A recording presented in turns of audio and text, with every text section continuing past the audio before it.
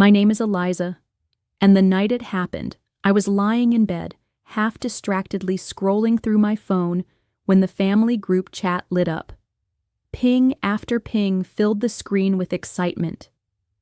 My mom had sent a resort link, the kind with glossy photos of sparkling pools and couples clinking glasses of wine. My siblings were already gushing. Hannah typed that she couldn't wait to go shopping in Rome. Daniel chimed in with jokes about how many plates of pasta he could handle. My dad even added a rare message about how he was looking forward to the wine tours. Before I continue, please subscribe to show karma you're on the right side. Anyways, I sat up straighter, heart beating faster. Finally, the big trip was happening. Every year my parents talked about a family vacation. Sometimes it was a cruise, other years a beach rental or a national park cabin.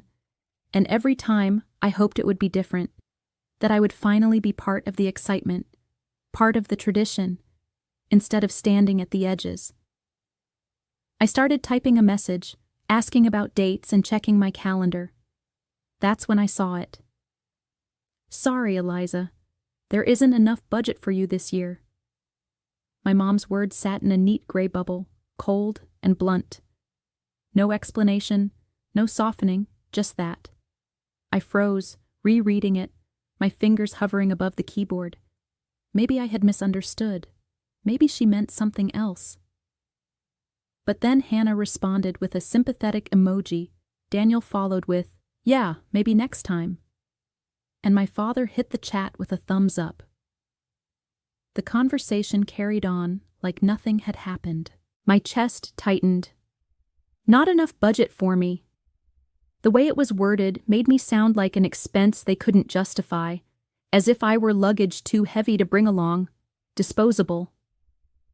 I scrolled up, hoping for more, some sign that this was a mistake or a joke, but the chat only filled with their excitement about flight upgrades, tours, and the family photos they'd take by the Colosseum. Family photos. Without me. I stared at the phone, wanting to defend myself, wanting to remind them that I wasn't a child who needed their budget, that I could afford my own ticket, my own hotel room if money was the issue. But another part of me knew it wasn't really about money. It never had been. It was about who counted and who didn't.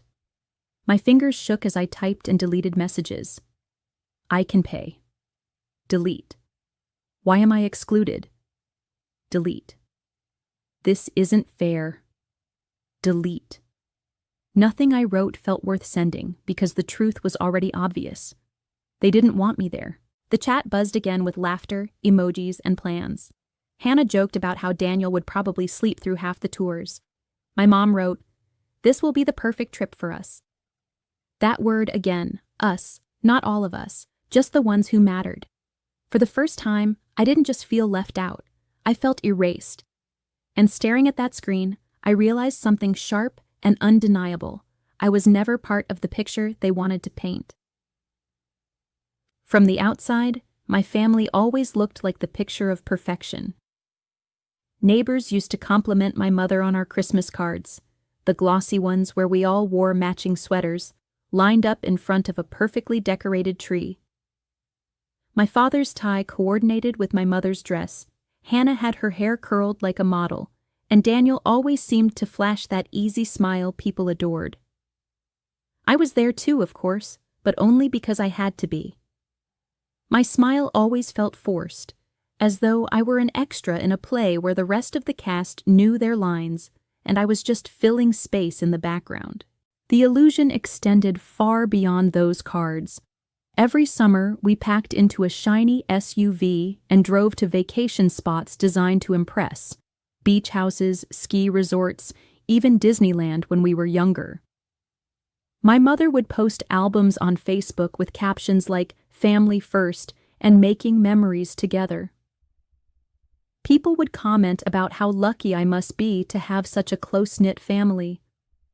I never knew how to respond because behind those curated smiles was a reality I was living with every day. Favoritism so blatant it left me questioning why I even existed in that house. It wasn't that I didn't try to belong. As a kid, I'd beg to help decorate the Christmas tree, only to have my ornaments fixed by my mom after I left the room because they threw off the balance. I'd bring home report cards with good grades, but they would be glossed over in comparison to Hannah's straight A's. When Daniel scored the winning goal in soccer, the family celebrated with pizza and ice cream. When I came second in a regional spelling bee, my parents barely mentioned it at dinner. I still remember one particular family barbecue. The backyard was filled with relatives, the grill smoking, kids playing tag on the grass. My mother paraded Hannah around in her new dress, talking about her college acceptances and bright future. Daniel cracked jokes that made everyone laugh. And me? I was asked to keep an eye on the younger cousins, make sure no one got too close to the fire pit. It was subtle, but clear. I wasn't the star of the show. I was the help, the extra set of hands. On birthdays, the pattern was the same. Hannah's sweet 16th had a rented hall, a DJ, and a professional cake shaped like a crown. When I turned 16, my parents bought a store-bought cake and said we could do something bigger next year. Next year never came. To outsiders, though, the story was different. They raved about how thoughtful my parents were, how well my siblings were doing, how blessed we all seemed. That was the trick. My family excelled at appearances.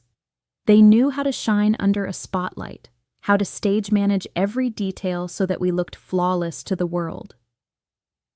But inside those polished moments, I was always the margin note.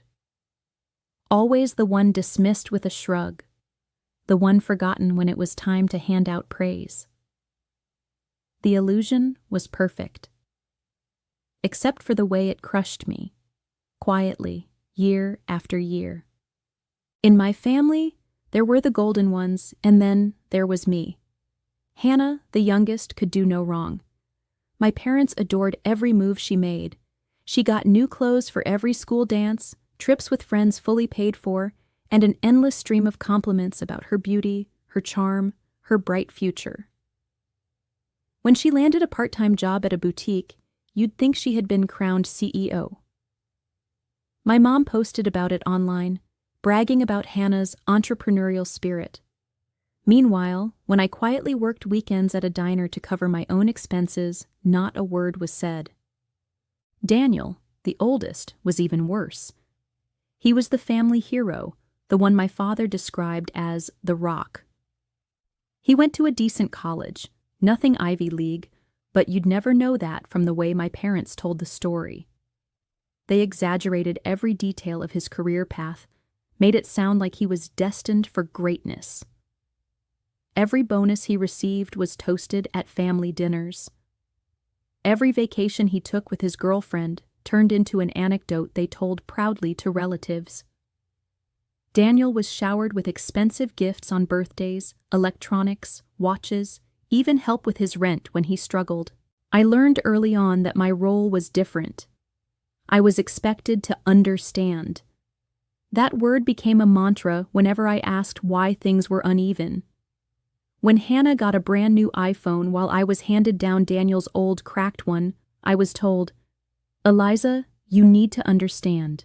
We can't spend endlessly." When Daniel's car repairs were paid for, but I was told to figure out my own bus fare, the explanation was, "You have to understand, we can't cover everything." It was never about fairness. It was about priorities.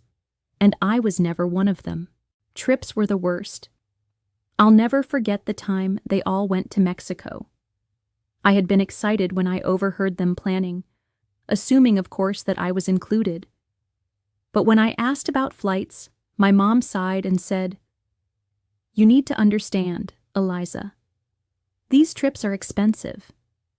We can't afford to bring everyone every time."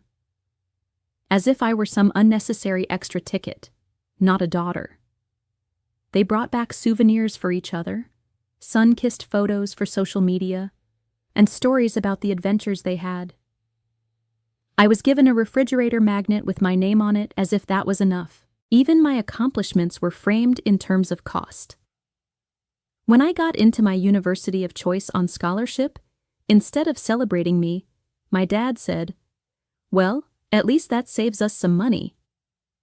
No, we're proud of you. Just a reminder of my price tag. When I managed to cover my own rent by working long shifts, my mom said, "That's good, Eliza. You're learning to be independent. We can't support you the way we do the others." The way she said it carried no shame, no apology. It was a matter-of-fact truth. They had chosen who to invest in, and I wasn't worth it. So I stopped asking. I stopped fighting for equal treatment. Deep down, though, every dismissal left a bruise. I was told to understand so many times that I did. I understood exactly where I stood, on the outside of a family that had crowned its royalty and left me in the shadows. When I think back, the budget excuse wasn't new. It was just the latest version of a story I had been fed my entire life. There was always some reason I couldn't have what my siblings had, and it usually came wrapped in the same phrase: "We can't afford it for everyone." Except somehow that everyone never included me. I remember when we were kids, Daniel got his own room first. My parents said it was because he needed space to focus on school. Later, when Hannah grew out of her twin bed, she was given the bigger bedroom with pastel walls and a brand new desk set. Me? I shared with Hannah until she complained, and then I was shuffled into the smallest room at the end of the hall, the one with peeling paint and a closet door that didn't close properly. "You understand," my mom said as she tucked boxes of holiday decorations into my closet, reducing my space even more. It's just how things worked out. Outings were no different. I remember them planning trips to the amusement park, talking about rides and cotton candy, only for me to overhear that my ticket hadn't been bought. "It's too much for all of us," my dad said when I asked why. "We'll make it up to you next time." But next time never came. Instead, they'd bring me back a stuffed toy or a melted chocolate bar as if that were compensation for the laughter and memories I missed. Even birthdays, the one day supposed to belong to me, turned into reminders that I was an afterthought. When Daniel turned 18, the house was filled with his friends, balloons, catered food. When Hannah turned 21, she had a lavish dinner downtown, all expenses covered, my parents bragging about how she'd finally arrived into adulthood. When my birthday came, the response was silence more often than not. One year, they told me they had meant to book a dinner but got too busy. Another time, they picked up a cake from the grocery store the day after my actual birthday. "We'll celebrate properly later," they said. But later always disappeared into nothing. It became a pattern of leftovers. Leftover rooms, leftover attention, leftover affection. I was the one who made do with hand-me-downs, who stayed home when things got too expensive, who swallowed the sting when my birthday was treated like an inconvenience. To outsiders, it looked like we were a happy, thriving family. But I knew the truth. I was the one quietly asked to understand, to sacrifice, to settle for scraps while the others feasted. So when that group chat message came, "Sorry, Eliza, there isn't enough budget for you this year," it wasn't surprising. It was confirmation. Confirmation that I had always been the extra cost they didn't want to cover, the person they could cut out without hesitation. This wasn't just about one trip. It was about every small moment that had piled up until I couldn't deny the truth anymore. I wasn't part of the picture. I never had been. Italy. The word alone lit something inside me. For years, I had dreamed of standing in front of the Colosseum, walking through cobblestone streets, tasting pasta that wasn't from a box.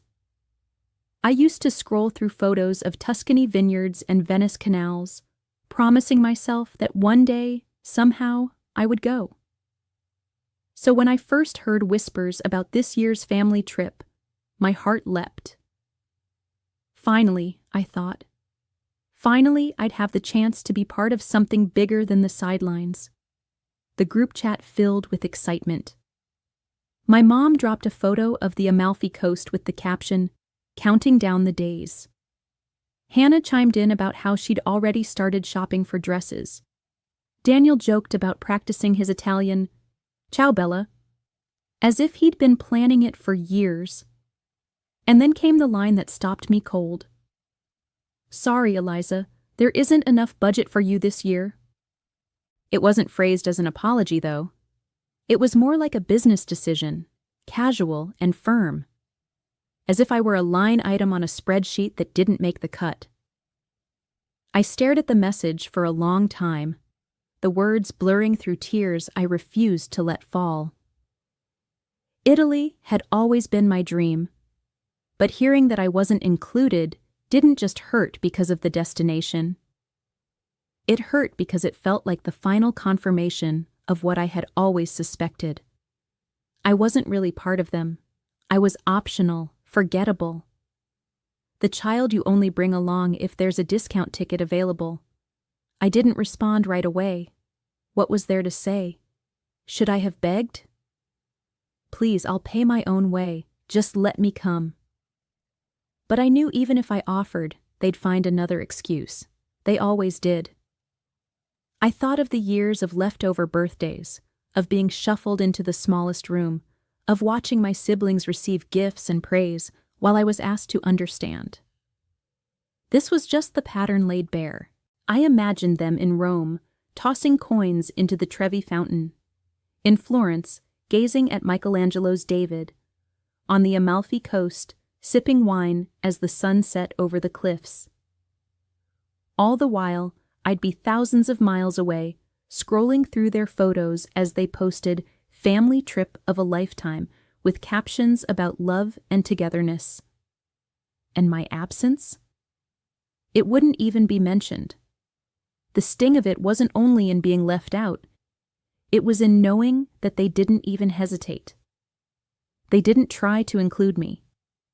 They didn't ask me if I could cover my costs. They didn't pause long enough to consider that this had been my dream too. The decision was made, and that was that.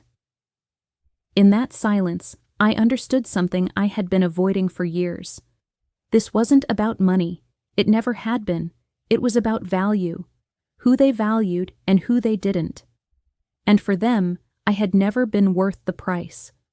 When that message came, telling me there wasn't enough budget for me to join the family in Italy, the old me wanted to scream. The old me wanted to argue, to demand fairness, to point out the hypocrisy of them spending thousands on Daniel and Hannah without blinking, while suddenly tightening the purse strings on me. For a split second, I even imagined typing back, "I'll pay my own way." Just so I could stand in those cobblestone streets, just so I could be with them. Even if it meant swallowing the bitter pill of knowing they hadn't wanted me there in the first place. But then something in me shifted. I didn't hit send. I didn't beg. I didn't argue. I just sat there, holding my phone, and for the first time in my life I understood. I wasn't going to fight for a seat at their table anymore. That table had never been set for me. It was built for the golden children, polished for show, dressed with smiles that disappeared when the cameras clicked off. And I wasn't going to chase scraps from it anymore. So I went quiet. In the chat, messages flew back and forth, hotel confirmations, Hannah's excitement about shopping in Milan, Daniel's jokes about Italian wine. My silence went unnoticed, which told me everything I needed to know. If I had protested, they might have responded, maybe even guilt-tripped me into understanding again, but when I said nothing, they simply moved on, as if my presence or absence made no difference at all. That silence, though, wasn't weakness. it was resolve. For the first time, I felt a strange sense of power in not reacting. I didn't owe them an explanation. I didn't need to prove my worth. I didn't need to remind them that I existed. If they couldn't see me, that was on them, not on me. The truth is, I had been building a life they never cared to ask about.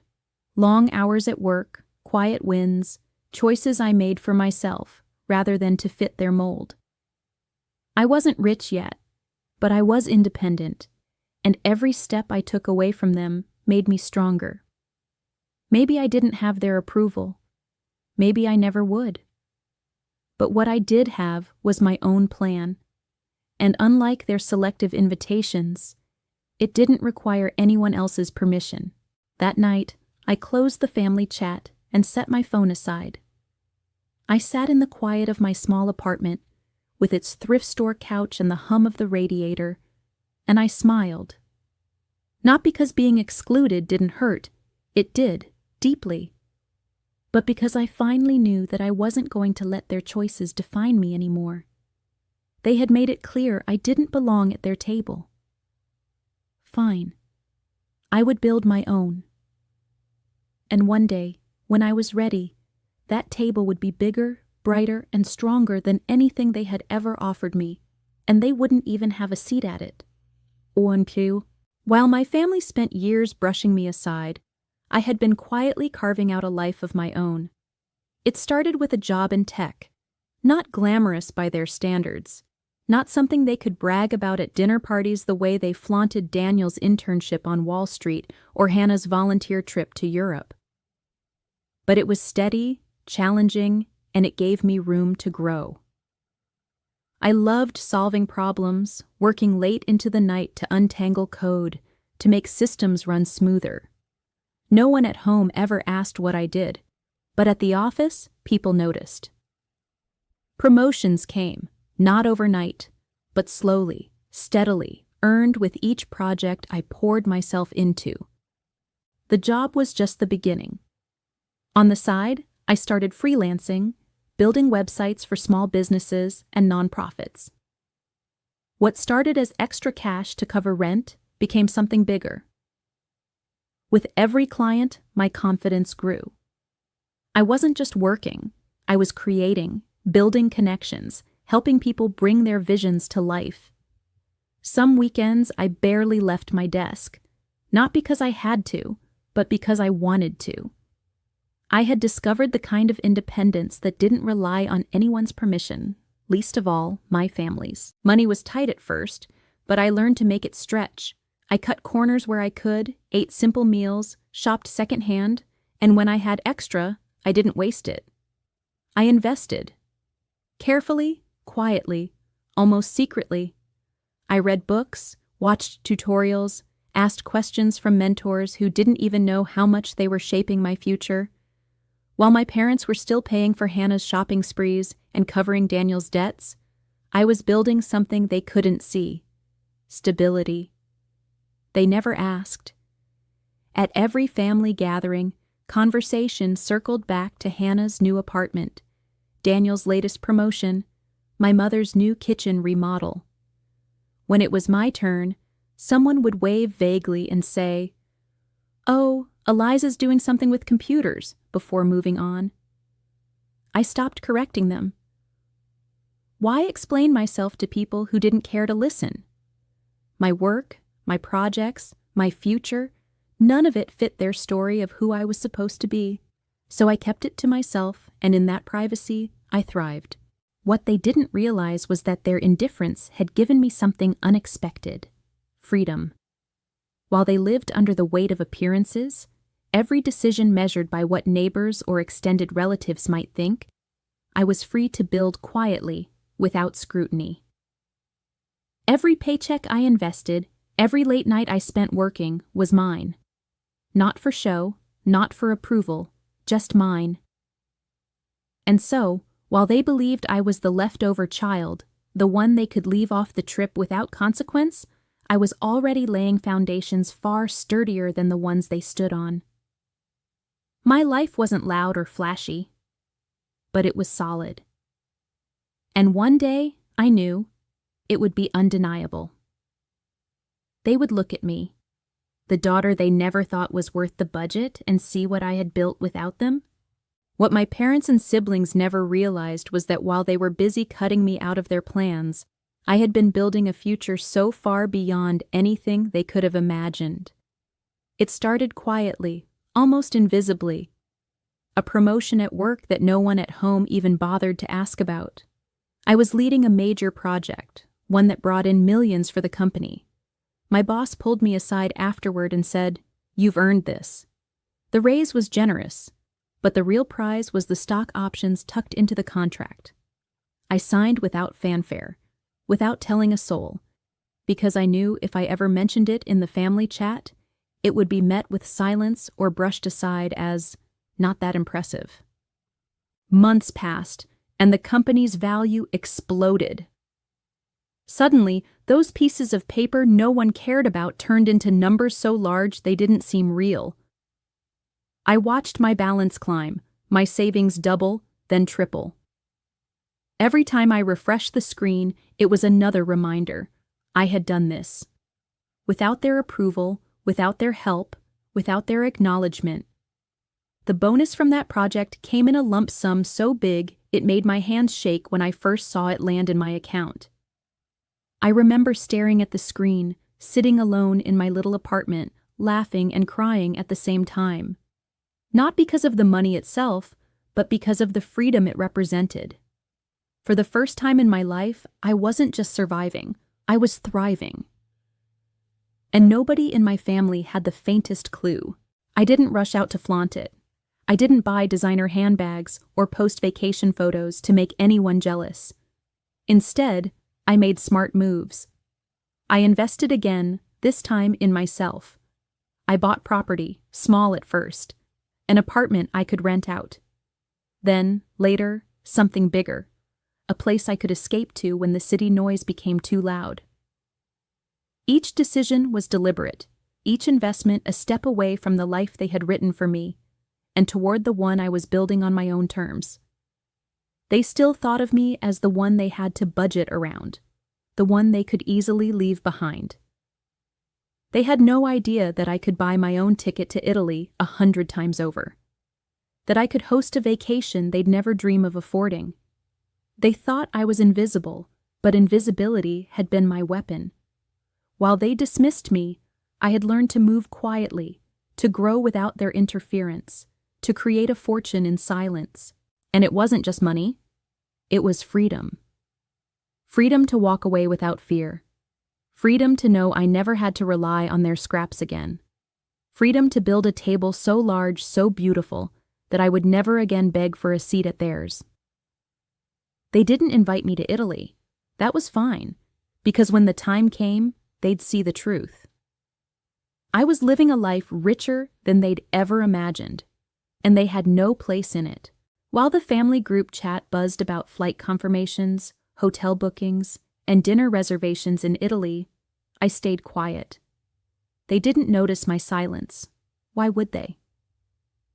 I was never part of their plan to begin with. Every message was filled with exclamation points about family memories and dream dinners, and not once did anyone pause to ask me how I felt watching it unfold. It hurt, of course, but this time the ache was different. This time it sparked something. Instead of staring at their chatter, I opened another window on my laptop. I typed in a destination that had always lived in the back of my mind, one I had seen in magazines and dreamed of visiting someday, the French Alps. Snow-dusted mountains, glass windows looking out over endless peaks, chalets with fireplaces big enough to warm a small village. While they prepared to stroll cobblestone streets in Rome, I would carve out my own adventure, one far bigger than anything they thought I could manage. I scrolled through luxury ski lodges, each one more breathtaking than the last. Finally, I stopped at one that seemed almost unreal. Floor-to-ceiling windows, a private spa, fireplaces in every suite, and even a team of private chefs included. The price tag would have sent my family into hysterics, declaring it irresponsible or unnecessary. But to me, it was more than a vacation. It was a statement, a declaration that I would no longer accept the crumbs they offered me. I clicked book now, and with one simple confirmation, I rewrote the ending of their story for me, and I wasn't going alone.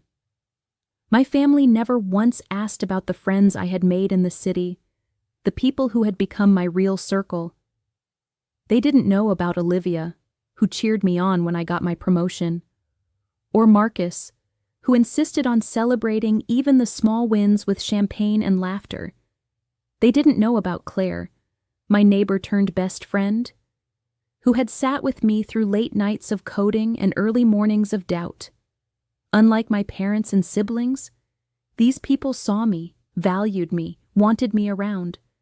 So, when I sent out my own set of invitations, not to family, but to my chosen family, they answered without hesitation.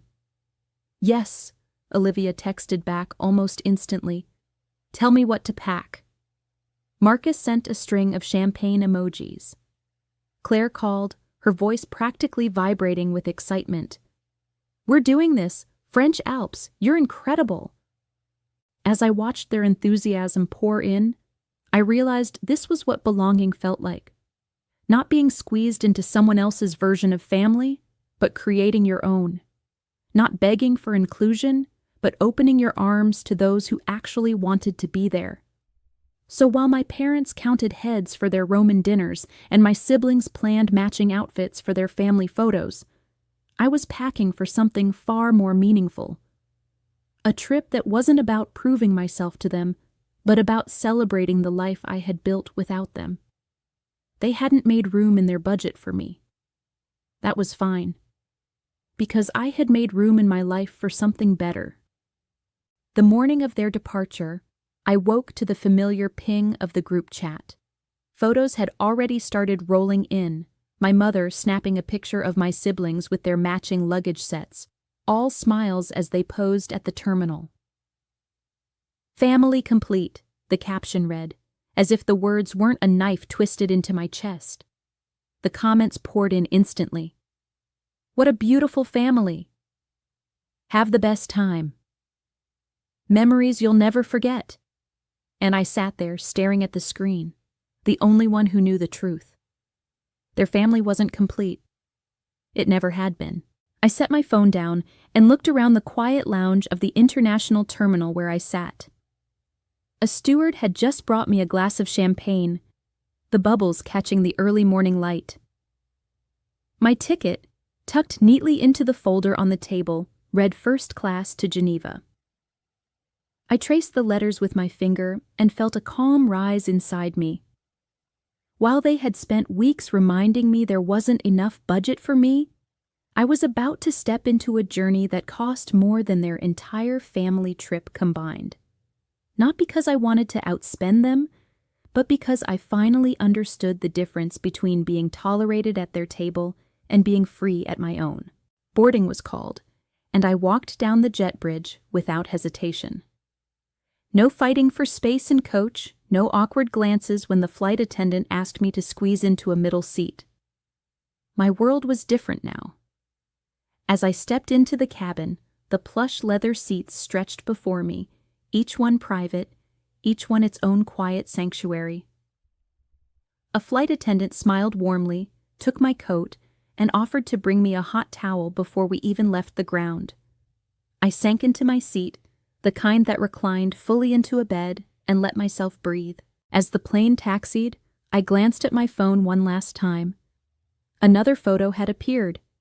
This time, my family standing in line for boarding, Hannah waving dramatically as if she were starring in a travel commercial. "Italy, here we come," the caption read. I almost laughed. For years, I would have looked at that picture with envy, wishing I could be there, wondering why I wasn't enough.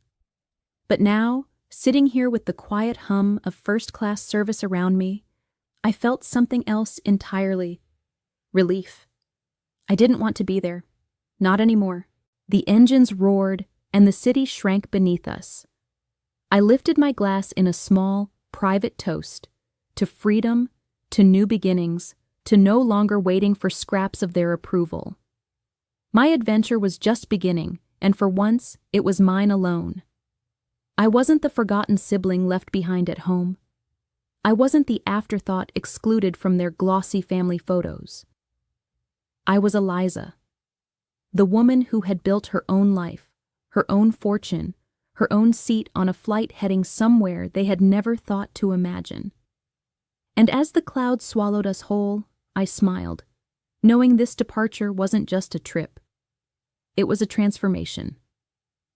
The drive up into the mountains felt like entering another world. As the car wound its way through snow-dusted pines, the air grew thinner, sharper, cleaner. When the lodge finally came into view, my breath caught. Perched high on the slope, its timber beams and sprawling glass walls seemed to glow against the white backdrop. Inside, light from roaring fireplaces spilled across polished wood floors, and the scent of pine and cedar lingered in the air. This wasn't just a place to stay. It was a sanctuary, a world of its own. When I stepped inside, the first thing I heard was laughter echoing through the great room. My friends had arrived earlier that day, their skis already leaning against the wall by the door. Olivia was curled up on the leather sofa with a cup of mulled wine. Marcus stood by the fire, recounting some disastrous ski fall to a group of cousins who, like me, had found themselves edged out of the official family trip. These were people who had been told, in one way or another, that there wasn't room for them, that they weren't a priority. Yet here we were, gathered in a home big enough for everyone, welcomed without conditions. Dinner that night was unlike any Thanksgiving I had ever known. The chefs I'd hired created a feast fit for royalty: golden roasted turkeys, platters of winter vegetables, rich soups served in carved bread bowls, and desserts so beautiful they looked like works of art. The long oak table groaned under the weight of it all, but what struck me most wasn't the food, it was the noise. The clinking of glasses, bursts of laughter, conversations that overlapped and tangled in the best way. No one was competing for approval. No one was measuring worth in the shadow of someone else. We were simply there, together, each person seen, each person valued. At one point, I stepped outside onto the balcony, the cold air biting against my cheeks. Below, the valley stretched endlessly, glittering under the moonlight.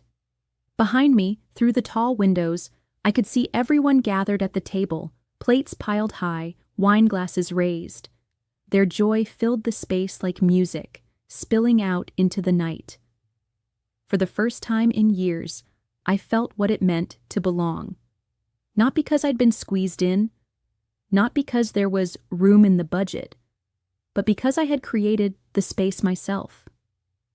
Later, as the fire crackled low and snow began to fall heavier, Olivia slipped beside me and whispered, This is better than any trip your family could have planned." I smiled because she was right. They might have gone to Italy with their curated smiles and matching outfits, but what I had here was real. Warmth. Freedom. A chosen family that came not from obligation, but from love. That night, as the laughter carried me into sleep, I knew this lodge wasn't just a getaway. It was proof that I had built something bigger than their rejection. I had built a home where no one was left out. The first photo went up almost without thought. It was just me and Olivia, champagne glasses raised against the backdrop of the snow-capped peaks, the firelight from the chalet glowing behind us. But within an hour, likes and comments poured in. Stunning. Dream trip. This looks like paradise. My feed, usually quiet, began to hum with attention. Soon, the rest of the group joined in. Marcus posted a shot of the dinner table, cousins grinning around the feast that stretched from one end of the oak table to the other. Someone else captured the ski runs in the morning sun, our gear gleaming against the untouched snow. Post after post layered over each other, each one brighter, louder, happier than the one before. By the second day, it was clear the photos had spread beyond my circle. People I hadn't spoken to in years were commenting. Old classmates, colleagues, even distant relatives I barely knew. The whispers began to trickle back. "Did you see Eliza's trip? That place looks incredible. She's really living well, isn't she?" And then the inevitable happened. My sister's name popped up on one of the posts, a simple, sharp comment. "Funny, didn't know you liked the mountains." It wasn't meant as a compliment. It was the first ripple of something bigger. Because the truth was out there now, not in words, but in images. I wasn't left behind, sulking at home. I wasn't the sibling too expensive for the budget. I was the one standing on balconies with champagne in hand, hosting dinners that outshone anything they could imagine. By the third day, more relatives were reaching out, not to them, but to me. A cousin texted, "I wish I'd gone with you instead." That looked like the real Thanksgiving. An aunt messaged privately, asking if the lodge was really mine, her tone a mix of awe and disbelief. And then came the quiet confirmation. My mother, who hadn't spoken to me since the group chat cut me out, viewed every single story I posted. No words. Just silence that spoke louder than anything. Meanwhile, updates from Italy seemed hollow in comparison. The photos they shared, tourist-packed plazas, polite dinners at crowded trattorias, looked stiff, staged, their smiles a little too forced, and the comments under them? Fewer, shorter. "Nice." "Looks fun." The kind of faint praise that disappears quickly. It wasn't just me noticing the contrast. Everyone could see it. My life, the one they dismissed, suddenly looked brighter, fuller, richer than the trip they deemed complete without me. One night, I sat by the fire, scrolling through the avalanche of messages, and a strange calm settled over me. For years, I had been desperate for them to see me, to count me, to make space. But now, they were the ones watching silently from the outside, excluded not by accident, but by their own choices. And I didn't need their approval anymore. The whispers spreading through family and community were enough. The truth was undeniable. I wasn't the forgotten one. I was the one who had built a life worth envying. The fire had burned low, but I didn't feel cold. I sat on the balcony wrapped in a blanket, staring out at the mountains lit faintly by the moon. The house behind me still buzzed with the faint echoes of laughter. Friends lingering over dessert, cousins trading stories, the kind of warmth I used to ache for at my parents' table. Only this time, it wasn't borrowed. It wasn't conditional. It was mine. For so long, I had thought belonging meant squeezing myself into the space my family allowed. I thought it meant waiting for an extra chair, a leftover ticket, a last-minute invitation that proved I was worth the trouble. That night, I realized how small that thinking had been. Belonging wasn't about being given permission. It was about choosing the people and places where I didn't need to beg for it. Here, surrounded by those who came not out of duty, but because they wanted to be here, I felt more at home than I ever had at their carefully staged gatherings.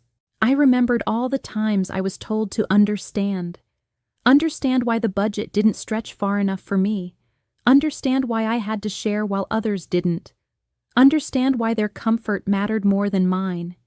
Each excuse had chipped away at me until I almost believed their story, that I was somehow extra, a burden, someone not worth planning around. But looking at the glow of the chalet, the joy spilling out from within, I finally understood something else. Their limits had nothing to do with me. My family's table had always been about appearances, the matching outfits, the forced smiles, the golden children front and center.